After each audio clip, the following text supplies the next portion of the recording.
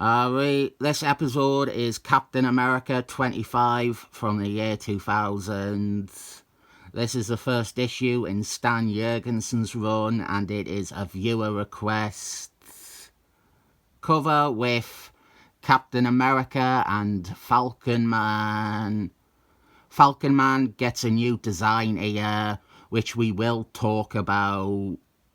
In fact, we will be talking about everything I should be saying at the top here. The artist, the stuff that came before, my overall opinion on this run. All of that is coming up later. There is a lot of setting up in this issue. It is double-sized, which means that the setup is paced a bit slower.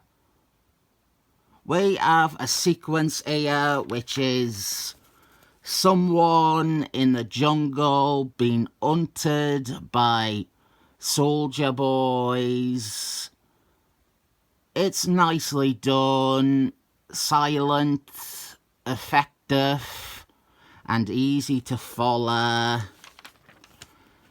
The person being chased isn't Captain America. It is instead Samuel L. Jackson, the man who says motherfucker a lot. He is in this run quite a bit. He is a major supporting character in this run, and I think it is the best that Sam Jackson has ever been utilised in stories. He is Captain America's friend. He is Captain America's wartime friend. They share that experience. Falcon Man is Captain America's best friend, but Samuel L. Jackson is his oldest friend. I know that isn't an exactly accurate statement, but it gets across the role he plays in this run. He is someone that Captain America shares certain experiences with. Experiences that he doesn't share with Falcon Man. The war, the 40s, things like that. These are our bad guys. A neo-Nazi militia located in the jungles of Idaho. Some misaligned layers with the speech bubbles down here. They were meant to crop to the panels, but I think they were actually maybe the wrong size. Maybe the panels themselves were drawn too small. I don't know, but yeah, all the speech bubbles are placed incorrectly on these. Possibly this top image as well, just not as noticeable. Actually, yeah, this bad guy speech bubble, you would think that it would be pointing, coming out of his mouth, not his beer belly. You know what? Let me check something. Yes, they corrected it for the trade, but not actually the bad guy speech bubbles, just these ones down here. I assume they did it for the omnibus as well. It'll be the same files. But if someone in my audience does have the omnibus, can you check and comment down below with a yes, it is corrected in the omnibus, or a no, it is not corrected in the omnibus, and I will pin your comment. Needless pedantry. I just like to offer people specific shit. You might absolutely hate everything else I say, but you get that little bit of information about an error made in an issue. Our next scene is the introduction to our title star, Tret Wonderfully. We aren't treating it like another issue of Captain America. We are getting Stan Jurgensen treating it like a first issue. I don't think I like this page. Andy Kubert art. I'll talk about him later in the video. I think the motorbicycle is incorrectly angled. Now though, I need to talk about this run.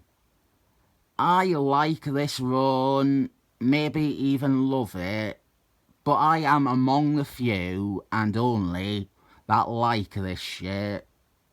The overall consensus is that it is at best okay, and at worst, fucking embarrassing toss that deserves to be cancelled and the character murdered horrifically. I need to establish straight away this follows Martin Quaid's run. I ate Martin Quaid's run. You'll all think, yeah, of course you ate Martin Quaid's run. But no, I ate it more than you even think. Captain America is my favourite character, and to me, Martin Quaid was, at one point, the worst Captain America's comics ever got. How much I get into Martin Quaid's run is something I have been debating for a few days. I could do an entire video complaining about all the things wrong with Martin Quaid's Captain America, but I have decided to stick to one point that I find the Stan Jurgensen run completely undoes and improves upon. The myth of Martin Quaid on Captain America... No, wait. The fallacy of Martin Quaid on Captain America... No, wait, again. The lie of Martin Quaid on Captain America is that he was rescuing the series and the character from the 90s. That he immediately improved sales. That he made the series light-hearted and classic superhero comics again after a long period of Captain America being dark and miserable and cynical and 90s. And then he got booted off the book for Heroes Reborn. And that was the world's greatest tragedy because Captain America was finally good again. This is an outright lie that Martin Quaid and people like Tom Beevort have spread. The book sales didn't improve under Martin Quaid, and Martin Quaid wasn't kicked off the title because he always knew that it was getting handed off to Image Comics. It's a tactic. They use it all the time. You make something else a villain, Heroes Reborn. You make Heroes Reborn a villain to prop up what you are offering, e.g. Martin Quaid back on Captain America after Heroes Reborn. Now, Heroes Reborn is the bad guy because it stopped this critically acclaimed, well-selling, successful, artistic venture by Martin Quaid. Here's the thing though, look at Heroes Reborn and the books that it stopped. We had the Avengers, which was coming out of the cross-dressing and didn't even have a regular creative team. We had Iron Man, which replaced the title star with a teenager. We had Thor, which also didn't have a creative team. Fantastic Four, which was written by Tom Falcon, who is basically the boss. Martin Quaid on Captain America was the only thing they could point to as a comic that was unfairly screwed over by Heroes Reborn. The thing I want to focus on though is the idea that Martin Quaid saved Captain America and that he was doing classic traditional comic books and undoing the character's descent into 90s darkness. Martin Quaid's first story as Captain America threatened to decapitate Red Skull Man with his shield. It has Captain America slice off Red Skull Man's arm with his shield. It has Red Skull Man vaporized to death. And Captain America's response is to shrug his shoulders and exclaim, "So what?" while covered in a lot of shadows. This is exactly what Martin Quaid is pretending he isn't writing. The dark, grim 90s shit. This is what he supposedly saved the title from. This abject, cynical bleakness that made the character miserable and out of character. The issue before Martin Quaid took over had Captain America sitting down and drinking tea with Batroc. Don't think I am cherry-picking the worst part of Martin Quaid's run, or focusing on one thing specifically as representative of the whole. He justifies a character being so unlikable by revealing she was gang-raped repeatedly by third world rapists. He has Captain America impale Red Skull Man the next time they fight. Martin Quaid's Captain America was the very thing that people were told Martin Quaid's Captain America wasn't.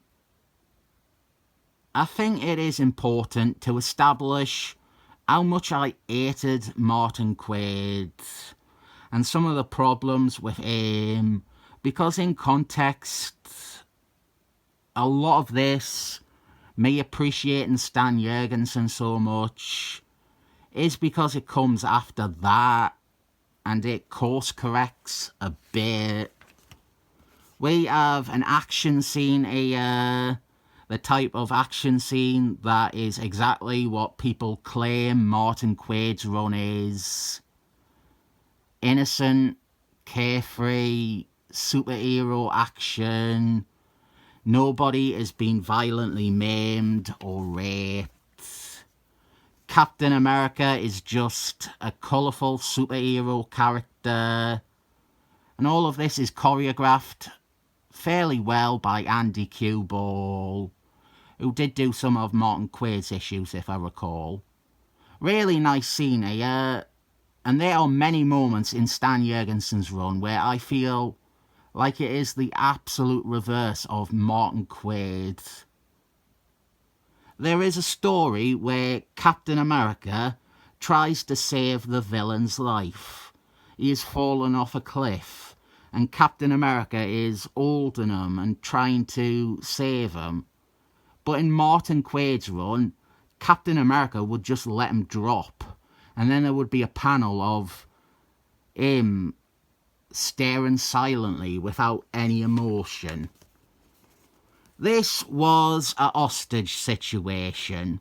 A hostage situation at a restaurant. Some of the hostages were this odd couple, the husband of which met Captain America in the war, and Captain America remembers who he is specifically. And that's nice, but a bit much. We actually see the story where they met in the war in issue 32. I want to say 32.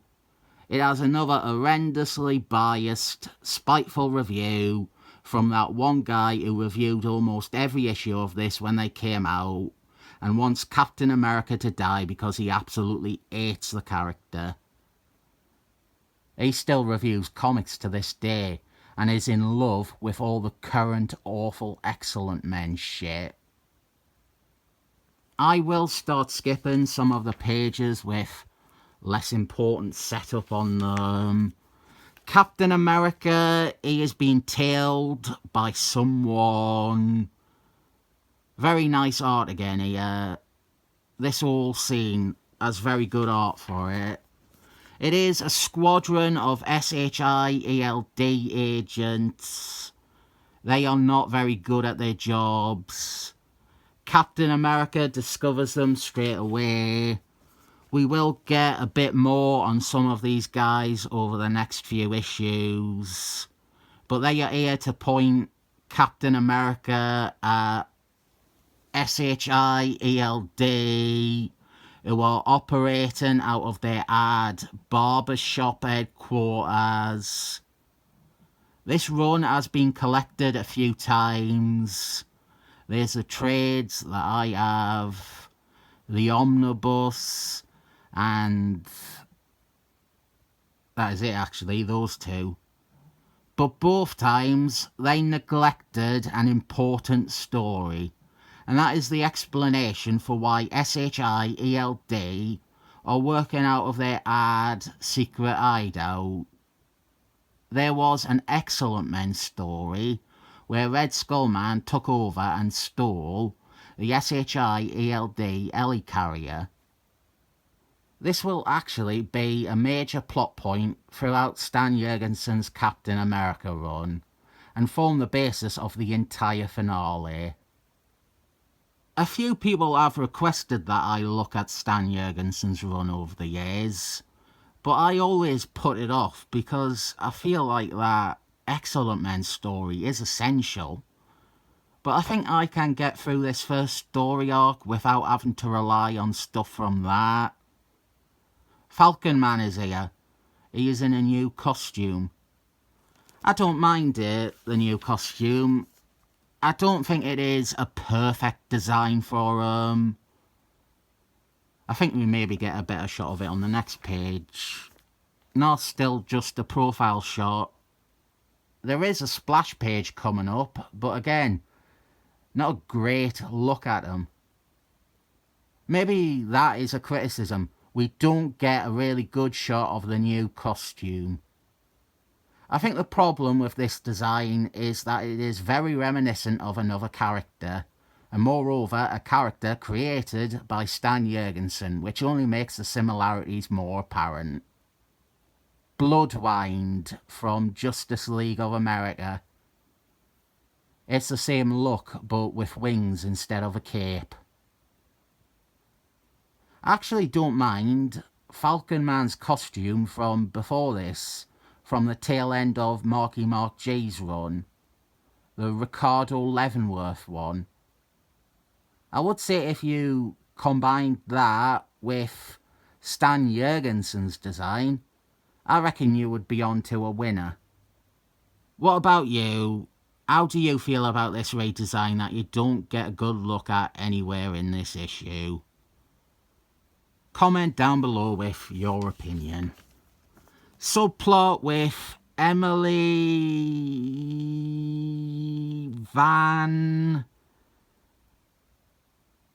Vandersnatch? Van Wilder? I can never remember that woman's name. Martin Quaid brought her back to life because he wishes it was the 70s again, where we had such awesome stories and characters as her being gang raped by ethnics. She is teaming up with dinosaurs now. At least they're not raping her. This will be the second story arc on the title, a sewage land thing. And over here we have one of our major plots for the run. Those S.H.I.E.L.D agents from before. They are demoted for botching the Captain America surveillance job. And now they are stationed in storage, logging all of S.H.I.E.L.D's inventory. I wonder what they will find that will end up being so important to a run on Captain America. Captain America and Falcon Man, they go to the jungles of Idaho to rescue Sam Jackson from the racists. This page actually hammers home what I said about Falcon Man and Sam Jackson. Falcon Man jokes about Steve Rogers listening to the Glenn Miller Orchestra, whereas Sam Jackson will obviously share that point of reference with Steve Rogers. This page here quickly goes over Captain America's origin and backstory before action with the neo-Nazi soldier boys. We get a big splash page here, another one, quite a few of them in this issue. Andy Kubert is our artist. A with inker, Green Man. They do the first quarter of Stan Jurgensen's run. I think issue 33, Stan Jurgensen takes over doing the art with a variety of different inkers each issue. I always thought the run gets better when Stan Jurgensen is doing both story and art. But I have found as I get older, I am more and more appreciative of Andy Kubert in general. I think he is the most accurate representation of 90s art. That's obviously not a compliment or a criticism. There were good things and bad things about 90s art. And Andy Kubert often has examples of both those things. Underneath the good or the bad, he was competent, mostly.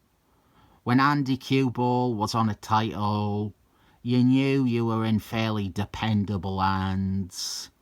He was like a workman. He did the job. He injected some personality. Sometimes it turned out great. Sometimes it looked a bit awkward. But he was a professional. When you would see his name in the credits, you knew exactly what you were in for. Some nicely staged action here with Cap. I would have assumed this was a direct mirror to the earlier scene, but it's not, just a similar idea. The two heroes get blasted with some evil gas, and it is evil gas courtesy of A.I.M. He is unsurprisingly leading another neo-Nazi militia in the Marvel Universe. Great splash page here from Kubert. I've not made a mini-mate of A.I.M. I don't think we have a Ed or Ud that could be used. I don't think we would ever get a mini-mate of him either. I would be interested in the 2007 design for him, the white nationalist Captain America costume. I liked that design. Artistically, I liked it as a design. A white remix of Captain America as a bad guy. I liked that.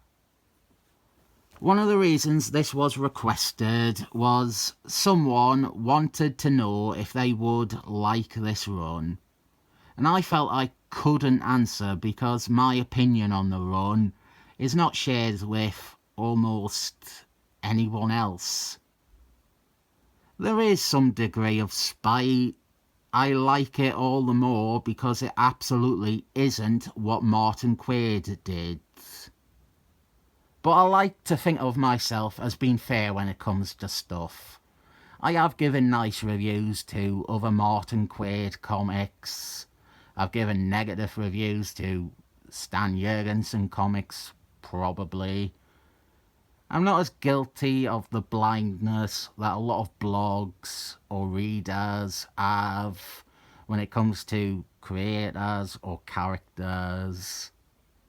I like these stories, but that I feel the need to say every time that other people don't like them, that is the ultimate conclusion, I think. In the end, you might like these like I do, but the chances are you're going to be like everyone else and not be that impressed with them. I think everyone would agree they are inoffensive. I think that is the best way to describe them. Even if you don't like them, I don't think it is at hatred levels. Unless you are that clown from X-Axis who thinks Captain America should die in 9/11. I give this 7 thumbs up, but most people give it like 2 or 3 thumbs up. And that's not a lot of thumbs.